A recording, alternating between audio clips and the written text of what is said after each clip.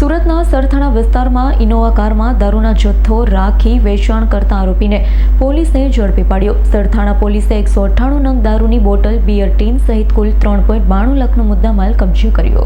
Sarthana police પેટ્રોલિંગમાં હતી તે દરમિયાન મળેલી બાતમીના આધારે પોલીસે કાર્યવાહી હાથ ધરી।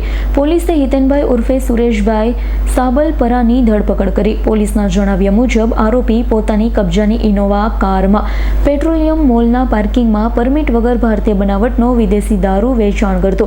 પોલીસે ઇનોવા કારમાંથી અલગ અલગ કંપનીની દારૂની નાની કાચની બોટલો અને બિયર ટીન મળી 198 નંગ એટલે કે 43.28 લીટર દારૂનો જથ્થો ઝડપી પાડ્યો। ઝડપાયેલા દારૂની કિંમત 2,91,192 રૂપિયા હોવાનું સામે આવ્યું છે, જ્યારે અન્ય મુદ્દામાલ સહિત કુલ 3,92,111 રૂપિયાનો મુદ્દામાલ કબજે કરી કાયદેસરની કાર્યવાહી હાથ ધરી હતી। Bureau report, S9 news, Surat. અમારી તમામ માહિતીથી અપડેટ રહેવા માટે જોડાયેલા રહો S9 ન્યૂઝ સાથે।